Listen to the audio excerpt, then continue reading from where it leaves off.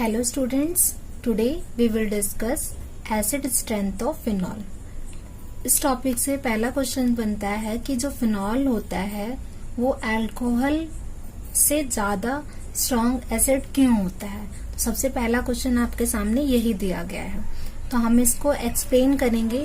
Phenol और alcohol में सबसे पहले हम देखेंगे इनके स्ट्रक्चर्स को। तो जो फिनॉल होता है उसमें बेंजीन रिंग प्रेजेंट होती है और बेंजीन रिंग प्रेजेंट होने की वजह से ये क्या शो कर सकता है, रेजोनेंस शो कर सकता है।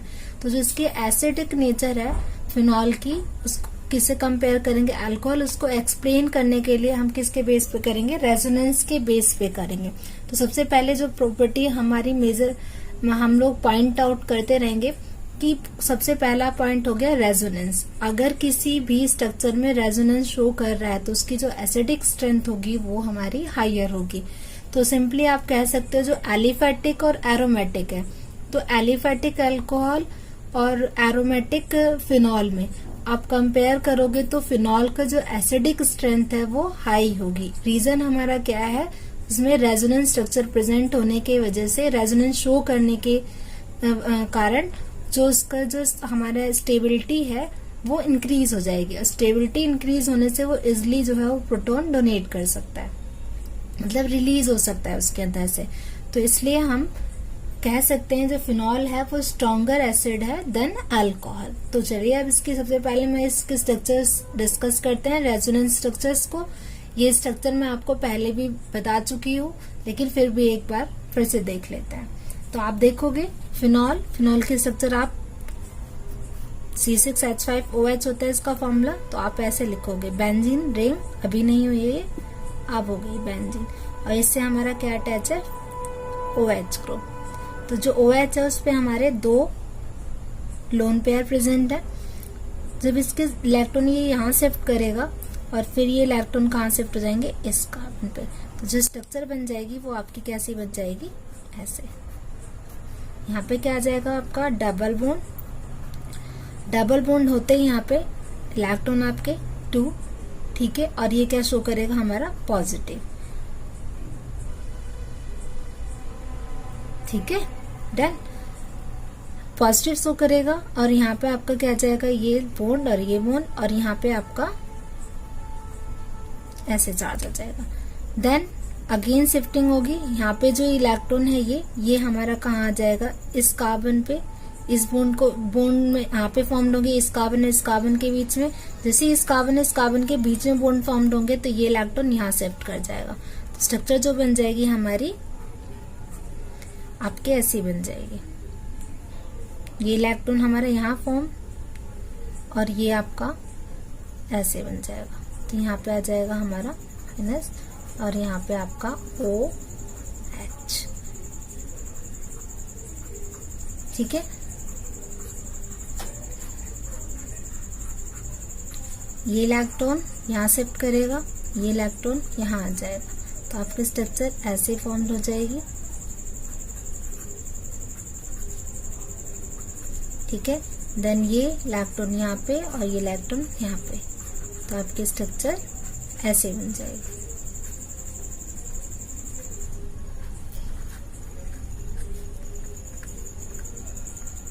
आप देखोगे जो फर्स्ट स्ट्रक्चर है हमारी, ये सेकंड है और ये थर्ड और ये फोर्थ और ये आपकी फिफ्थ। जो फर्स्ट स्ट्रक्चर है वो फिफ्थ के 2 अपोजिट बॉन्ड बनानी, इसमें इधर बॉन्ड है, इसमें इधर बॉन्ड है। तो आप देखोगे इसमें जो पॉजिटिव चार्ज है, तो due to positive charge on oxygen atom it attract the electron pair of OH bond strongly toward itself and thus this weak the OH bond and facilitate the release of proton, ठीक है। यानी कि जो हमारा positive charge present है oxygen atom पे, वो क्या करेगा, इलेक्ट्रॉन पेयर को, OH के इलेक्ट्रॉन पेयर को अपनी तरफ अट्रैक्ट करेगा, और अट्रैक्ट करने की वजह से जो हमारा O और H के बीच का जो बॉन्ड है वो वीक हो जाएगा, और वीक होने की वजह से ये इजिली हमारा H जो है वो रिलीज कर सकता है।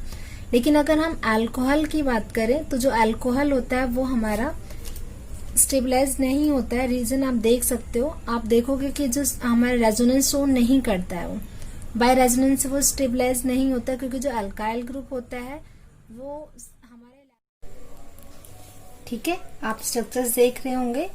आप देखोगे जो एथाइल अल्कोहल है हमारा, वो वाटर से रिएक्ट करेगा और ये रेजोनेंस स्ट्रक्चर शो नहीं करेगा। जिसका हमारा एथॉक्साइड आयन है, ये हमारा रेजोनेंस शो नहीं करने की वजह से स्टेबिलिटी गेन नहीं करे। ये हमारा स्टेबल है, लेकिन जो हमारा एथॉक्साइड आयन है वो हमारा अनस्टेबल है। अनस्टेबल होने की वजह से ये हमारा एसिडिक बिहेवियर भी शो नहीं करेगा। ना तो ये रेजोनेंस शो करता, ना ही या स्टेबल होता है, तो ये रेजोनेंस शो नहीं करेगा। ठीक है, लेकिन अगर हम कंपेयर करें फिनॉल और फिनॉक्साइड आयन में कौन सबसे बेटर है, तो फिनॉक्साइड आयन हमारा बेटर है। रीजन हमारा आप देख सकते हो, आप देखोगे जो हमारा फिनॉल था उससे पॉजिटिव और नेगेटिव दोनों ही प्रेजेंट थे। लेकिन आप जब आप देखोगे फिनॉक्साइड आयन में, तो आप फिनॉक्साइड आयन में तो आप देखते हैं जो फिनॉक्साइड आयन है उसमें माइनस चार्ज प्रेजेंट होंगे। माइनस चार्ज प्रेजेंट होने की वजह से वो हमारा स्टेबिलिटी जो होगी हमारी फिनॉल के अकॉर्डिंग इसकी ज्यादा हो जाएगी। क्योंकि अगर पॉजिटिव और नेगेटिव दोनों प्रेजेंट होते हैं तो उसमें थोड़ा चांसेस स्टेबिलिटी है वो थोड़ी कम होने की होती है। लेकिन अगर हमारा माइनस का चार्ज प्रेजेंट होता है तो उसका जो हमारा नेगेटिव है वो बढ़ा रहे, तो इसलिए वो हमारा उससे जो है एसिडिक बिहेवियर भी बढ़ेगा। ठीक है, तो ये तो हमारे रेजोनेंस स्ट्रक्चर। अगर आपसे पूछा जाए कि फिनॉल जो है वो स्ट्रॉन्गर एसिड क्यों है, तो रीजन आप बताओगे कि वो क्या शो करता है, रेजोनेंस शो करता है।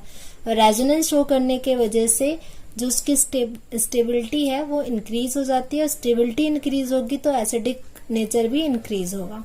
ठीक है, तो अब हम बात करेंगे नेक्स्ट उसकी कि अगर हमारे फिनॉल में इलेक्ट्रॉन विड्रॉइंग ग्रुप और इलेक्ट्रॉन डोनेटिंग ग्रुप दोनों में से एक कोई प्रेजेंट हो जाए तो क्या स्ट्रक्चर पे, क्या एसिडिक स्ट्रेंथ पे क्या फर्क पड़ेगा। तो सबसे पहले हम डिस्कस करेंगे इफेक्ट्स ऑफ सब्स्टिट्यूएंट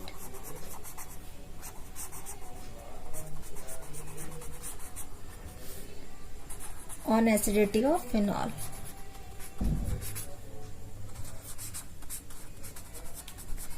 ठीक है, तो आप समझ लीजिए हमारे पास इलेक्ट्रॉन डोनेटिंग और इलेक्ट्रॉन विथड्रॉइंग ग्रुप कौन कौन से प्रेजेंट होते हैं, जिससे कि आपको याद करने में आसानी हो जाए। तो जो हमारे पास सबसे पहले हम बात करेंगे इलेक्ट्रॉन विथड्रॉइंग ग्रुप की, तो EWG जिसको हम शॉर्टकट में लिख सकते हैं। ये कौन कौन से होते हैं हमारे, ये होते हैं electron withdrawing nitro group, cyano group, halogen group, aldehyde group etcetera. ठीक है, और जो हमारे इलेक्ट्रॉन डोनेटिंग ग्रुप होते हैं EDG जिसे बोलते हैं, वो हमारे होते हैं क्रिसोल को जैसे आप ले लो, या फिर हम सिंपली बोलते हैं अल्काइल ग्रुप। अगर हमारा कोई भी प्रेजेंट हो जाता है बेंजीन फिनॉल के साथ, तो हमारे जो EDG ग्रुप जो होते हैं वो होते हैं हमारे अल्काइल,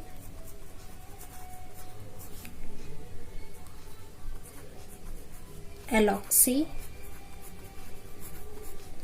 एमाइन,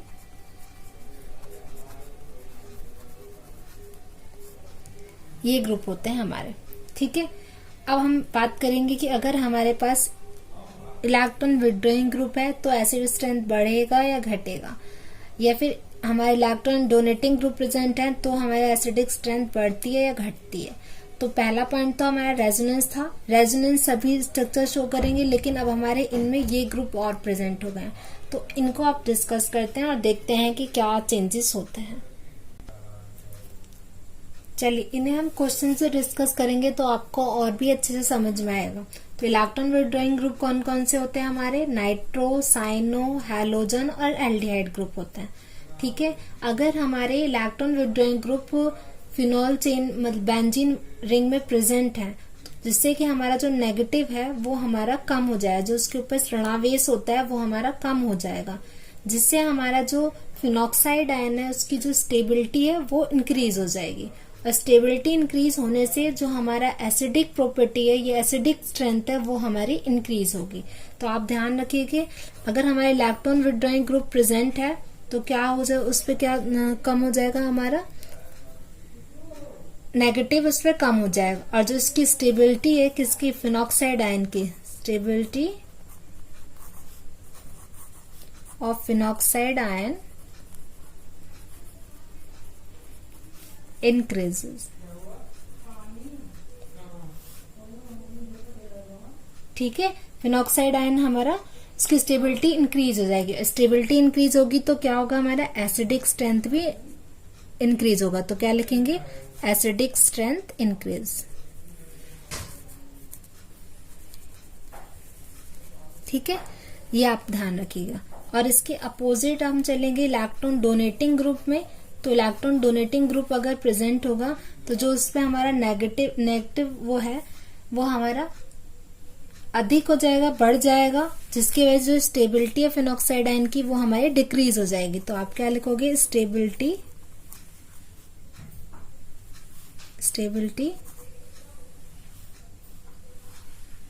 एक मिनट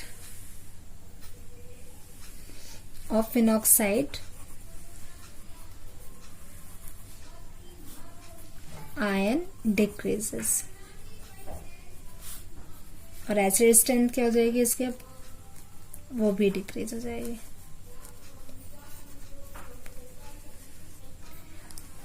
चलिए अब इनके एग्जांपल्स डिस्कस करते हैं तो आपको और भी अच्छे से क्लियर हो जाएगा। ठीक है, एक बार फिर से देख लो। इलेक्ट्रॉन विड्रॉइंग ग्रुप प्रेजेंट होंगे जो कि हमारे कौन कौन से होते हैं, नाइट्रो, साइनो, हैलोजन और एल्डिहाइड। मैं यहाँ पे फिर से लिख दे रही हूँ कौन कौन से होते हैं हमारे, साइनाइड, नाइट्रो, हैलोजन, एल्डिहाइड। और जो हमारे इलेक्ट्रॉन डोनेटिंग ग्रुप प्रेजेंट होते हैं वो हमारे कौन कौन से होते हैं, एल्किल, एलॉक्सी,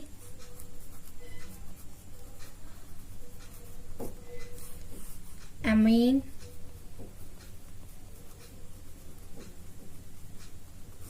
ठीक है।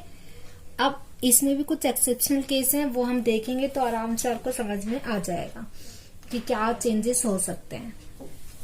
ठीक है, चलिए जैसे हमने एग्जांपल पहले डिस्कस करा नाइट्रो ग्रुप का, जैसे अगर हमारे पास ऑर्थो नाइट्रोफिनॉल और फिनॉल है, तो अगर हमारे पास नाइट्रोफिनॉल और फिनॉल है तो एसिड स्ट्रेंथ किसकी ज्यादा होगी, नाइट्रोफिनॉल की होगी फिनॉल के अकॉर्डिंग।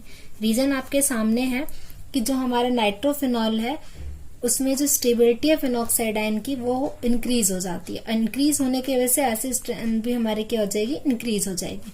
लेकिन अगर कंपेयर किया जाए ऑर्थो, पैरा और मेटा नाइट्रोफिनॉल में तो एसिडिक स्ट्रेंथ को हम कैसे कंपेयर करेंगे, तो अब उसके एग्जाम्पल आप देखोगे तो आप देखोगे जो पैरा नाइट्रोफिनॉल होता है उसकी एसिडिक स्ट्रेंथ सबसे ज्यादा, और जो ऑर्थो होता है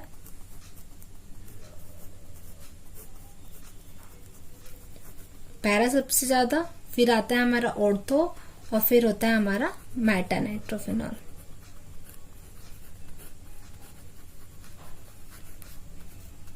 फिर फिनॉल, यानी सबसे कम जो एसिड स्ट्रेंथ है वो फिनॉल की, से ज्यादा मेटा नाइट्रोफिनॉल, फिर ऑर्थो नाइट्रोफिनॉल, फिर पैरा नाइट्रोफिनॉल। अब नाइट्रोफिनॉल और फिनॉल का तो रीजन आपको पता चल गया कि जो हमारी स्टेबिलिटी है फिनॉक्साइड आयन की वो हमारी नाइट्रोफिनॉल की ज्यादा होती है कंपेयर करा जाए अगर फिनॉल से, क्योंकि नाइट्रो ग्रुप हमारा स्टेबलाइज कर देता और भी फिनॉक्साइड आयन को। लेकिन अगर हम पैरा ऑर्थो मेटा की बात करें तो सबसे पहले आप मेटा पे आ जाइए। मेटा जो होता है वो रेजोनेंस शो नहीं करता है,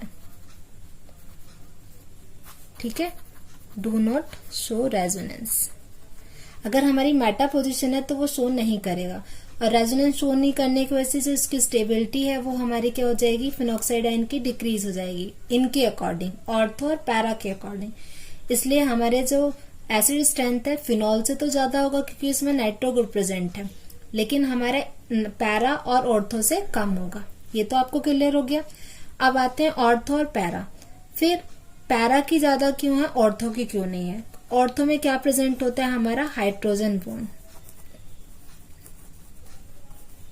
और हाइड्रोजन बॉन्ड प्रेजेंट होने के कारण ही हमारा जो इसकी एसिड स्ट्रेंथ है वो हमारी पैरा से के अकॉर्डिंग कम होती है, क्योंकि इसमें बोन जो है ब्रेक करने के लिए इजिली हमारा ब्रेक नहीं होता, वो स्ट्रांगली अटैच रहता है, तो वो रिलीज नहीं करता है उसे, और रिलीज नहीं करने की वजह से उसको जो एसिडिक स्ट्रेंथ है वो हमारी पैरा से कम हो जाती है। तो सबसे ज्यादा किसकी होगी, हमारी पैरा की होगी। ये मैं हाईलाइट कर रही हूँ, ये आपका फर्स्ट एग्जाम्पल हो गया, आप ध्यान रखिएगा। सबसे ज्यादा पैरानाइट्रोफिनॉल, उसके बाद ऑर्थो से कम, फिर उससे कम मैटा, और सबसे कम किसकी होगी, फिनॉल की। तो ये था हमारा फर्स्ट एग्जाम्पल, मोस्ट इम्पोर्टेंट था। चलिए अब दूसरा देखते हैं। ये हमारे EWG के एग्जाम्पल्स ही चल रहे हैं, इलेक्ट्रॉन विड्रॉइंग ग्रुप के एग्जाम्पल्स हैं ये हमारे। सेकेंड एग्जाम्पल है, अगर हमें, ये फर्स्ट था आपका ऑर्थोक्लोरोफिनॉल की एसिडिक स्ट्रेंथ फिनॉल के अकॉर्डिंग सबसे ज्यादा है। अब हम क्लोरो, ब्रोमो, आइडो और फ्लोरो के सभी के ऑर्थोस में कंपेयर करेंगे, तो सबसे ज्यादा किसकी एसिडिक स्ट्रेंथ होगी, ऑर्थोक्लोरोफिनॉल की, उससे कम ऑर्थोब्रोमोफिनॉल,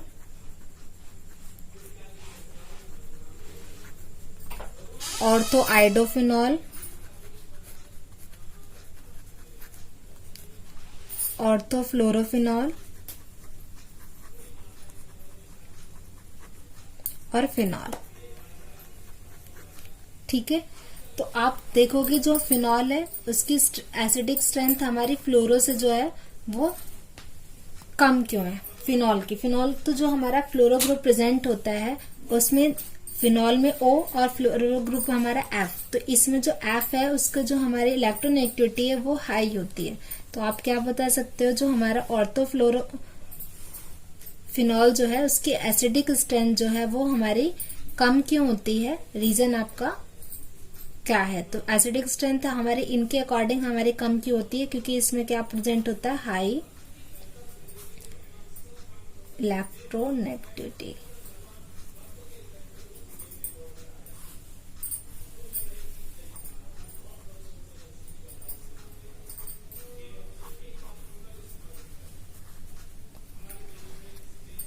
इलेक्ट्रोनेगेटिविटी हाई होने की वजह से इसका जो हमारा एसिडिक प्रॉपर्टी है वो हमारी कम होती है फ्लोरो की। क्योंकि अगर आप करोगे कंपेयर के फ्लोरो आता है, फिर क्लोरो, फिर ब्रोमो, फिर आइडो आता है, तो फ्लोरो को हमने यहाँ पे क्यों रखा है, तो रीजन आपका ये था, हाई इलेक्ट्रोनेगेटिविटी प्रेजेंट होने की वजह से इसे यहाँ रखा गया। ठीक है, ये क्लियर हो गया आपका। और दूसरा ये भी बोल सकते हो कि इसमें जो हाइड्रोजन बॉन्ड प्रेजेंट होता है, H+ आयन बनाने की प्रवृत्ति घट जाती है, इसलिए उसको हम बोल सकते हैं इसका एसिडिक स्ट्रेंथ भी कम हो जाता है। ठीक है, थर्ड आता है हमारा। थर्ड है, अगर हमारे पास ऑर्थो और पैरा पोजीशन पे इलेक्ट्रॉन विड्रॉइंग ग्रुप हम इंक्रीज करते चले जाएं तो एसिडिक स्ट्रेंथ भी हमारी इंक्रीज हो जाएगी। तो जैसे एग्जांपल है हमारे पास 2,4,6 ट्राइब्रोमो ट्राइनाइट्रोफिनॉल, ये आपका सेकंड था।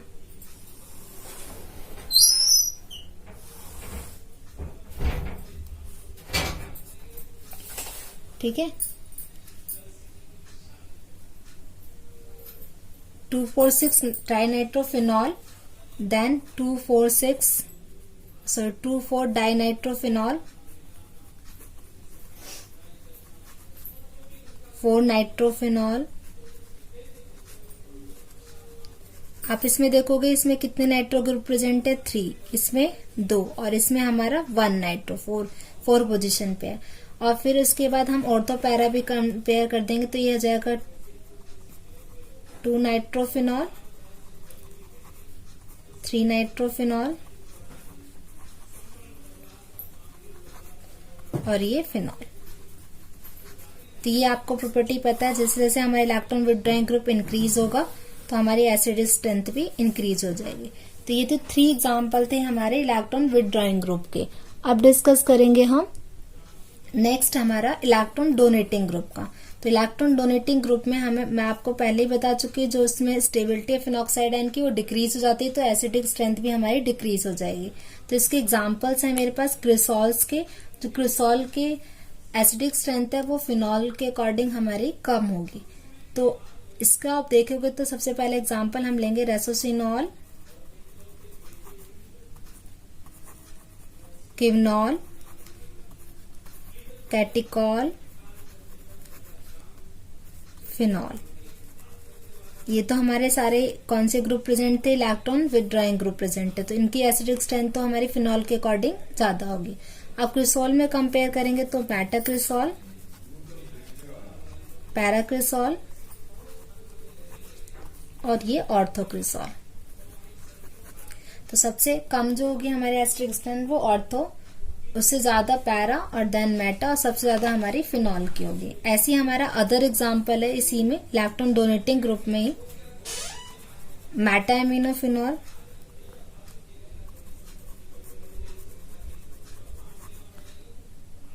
Phenol, ortho aminophenol,